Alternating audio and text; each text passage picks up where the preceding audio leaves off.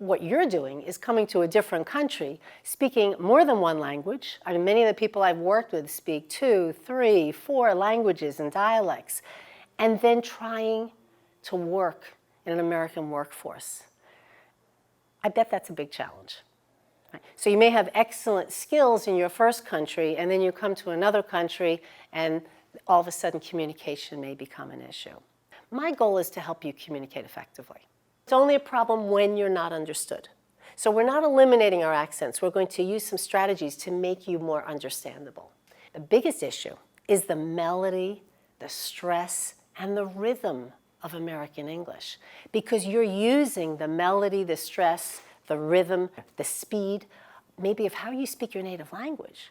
And then you go to speak English, and it's not the right melody for an English speaker, so I'm missing what the words are.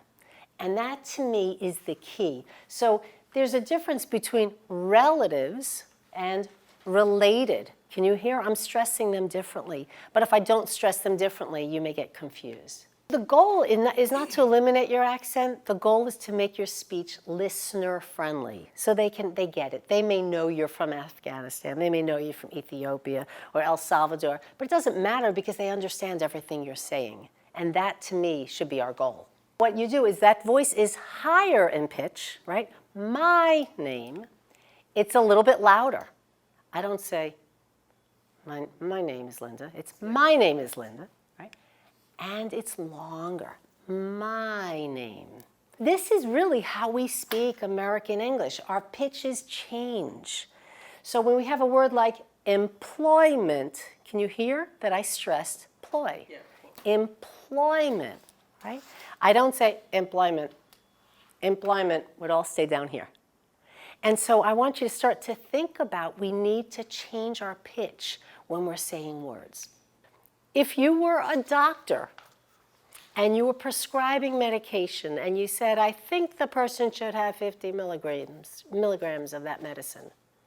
And the nurse said, did he say 15 or 50? And, he probably said 50, and they use 50, and the patient gets sick or dies, right? It becomes very important.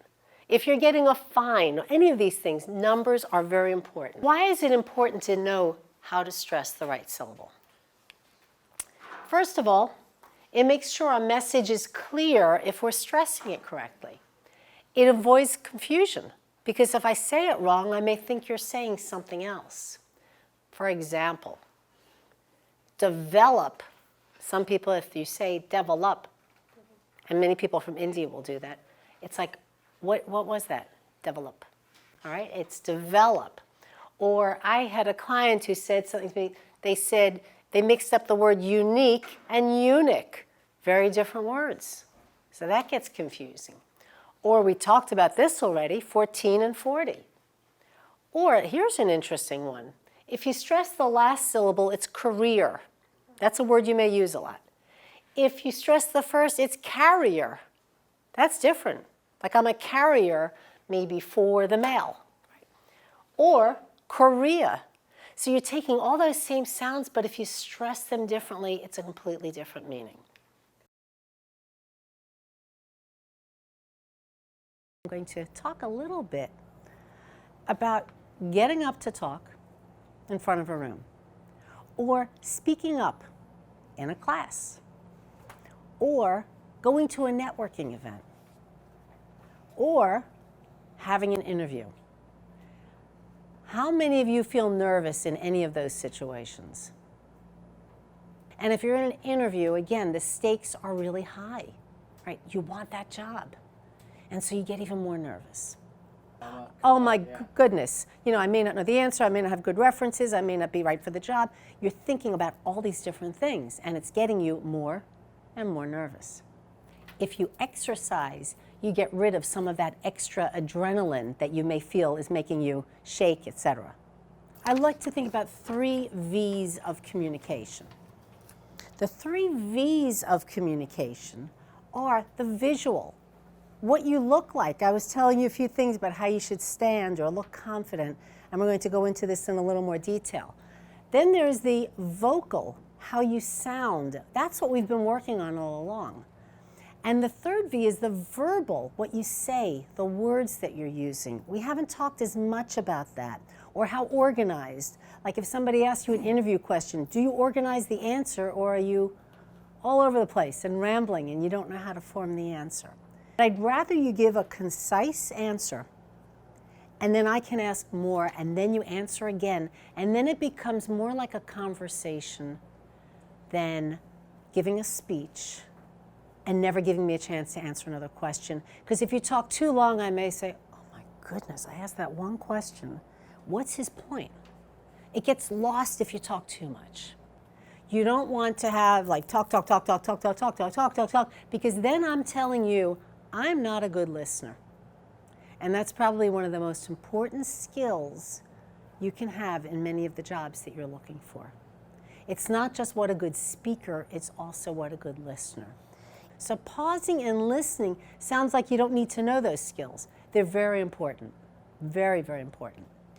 Besides the fact that I want you to be a listener, sometimes it's just asking somebody the right question. That's small talk. You know, oh, how did you get here today? That's small talk. Can you believe the traffic? Did you have trouble parking? Have you ever been to this meeting before? That's small talk, right? Just the talk we have that's not really serious talk. 85% of job success comes from the soft skills. 15% comes from the technical skills. They may hire the smartest person with the best skills, and then they're working at the company. They're not a team player. They don't work with other people well. They don't communicate well. That's not the right fit. So the soft skills are so important.